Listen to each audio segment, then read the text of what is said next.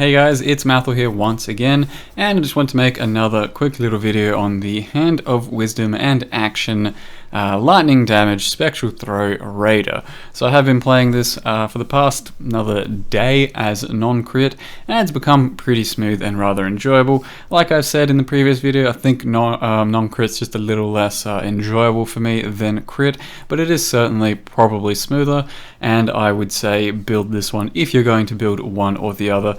And there are several versions floating around that people have made well before I have. This is simply my version. It might not even be the best or the greatest one for you to play. So I do recommend doing your research and checking out other builds before you commit to any one Hand of Wisdom and Action build. And as well as that, a lot of people have made Blade Flurry versions, which objectively could be stronger, but if you want to play Spectral Throw, go for that. Blade Flurry is still going to be very strong, but it's just a completely different sort of skill and slightly different way to build around it. So like I said, do a bit of research around that and then pick which one you want to do.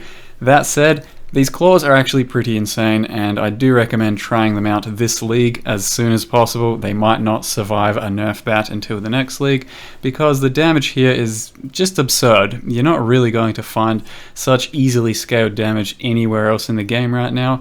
It's, you know, you'll get comparable damage from really high tier level of gear with daggers and accuracy, crit multi, all over the place.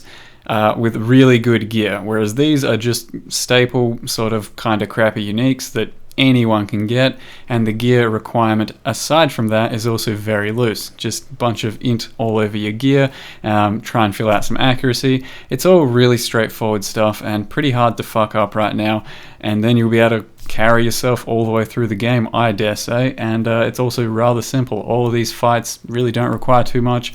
The most expensive part of your build should probably be a Vinktar's and maybe a 6-link, but a 6-link is definitely not even necessary for this build. It's just a luxury, and the cheapest 6-link you could go for would be something like 1x anyway, so the requirements for a build to be as insane as this one are fairly low, and I do recommend trying it. Once again, real quick, I'll just wrap up this character in a neat little package for you in case you want to build something like this or something similar with these claws.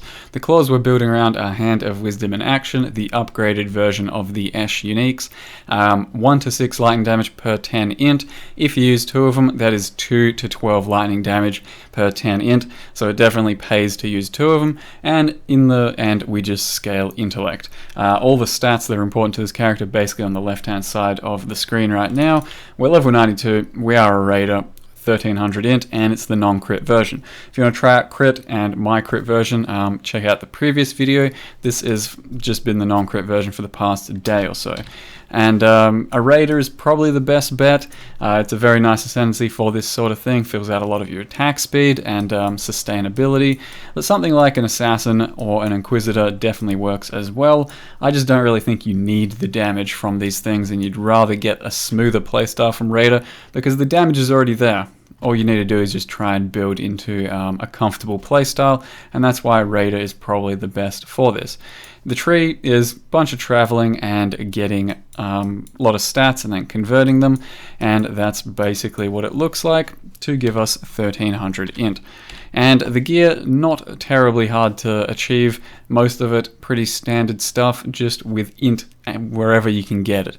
So I would recommend getting int here, here, here, here, at least one of your rings. Belt might not be that easy, you craft that with essences, and on your amulet, if you can't get something, an Astromantis, something like this works fine. Now, the overall 6-link that we're running, or links in general, are Spectral Throw, GMP, Elemental Focus, Weapon Elemental Damage, and Lightning Pen. If you can get a 6th link, then Added Lightning is what I went with. You can also go with Faster Attacks. I tried out both of them. They're very similar in DPS. Faster Attacks will give you probably a nicer feel for attack speed, but it means you need a 4th off color on your chest. So bear in mind with that. Vinktar's, the best possible one you can get, is the 10% damage penetration one. I have the added damage to attacks. That's fine too. It's the one I got from my staff run, and it still does plenty of good additional damage. Besides that, you can choose whatever flasks you want. Atsiria Flask gives you a bit of extra damage. When going single target, you get rid of GMP and put in Slow Proj, and it makes you a bit more melee based because it'll barely go anywhere. As far as Point Blank is concerned, I did try it out multiple times on multiple Uber Atsiria runs.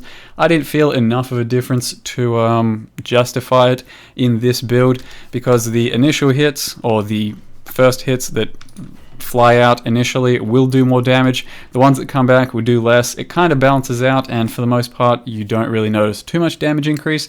I recommend you play around with it yourself. It's only 2 points. Take it and then remove it every now and again, and see what you like. If you like the initial hit hitting more, then by all means go for it. When leveling this build, you probably want to start here and go through all the projectile nodes. Take these and actually, I'd take these projectile nodes up here and then grab static electricity, and that is a lot of extra damage for you. And then you start going down this way and going to over here for all the other projectile nodes. That's most of your damage early on, and then you can start going everywhere else to fill out stats and int and all that. But early on, I think projectile nodes are your best bet, and using the downgraded versions of these at level 22, you will get carried very hard by Spectral Throw. Make sure you get some other leveling uniques like Elrion Jewelry and Ondar's Clasp Gloves are really nice too.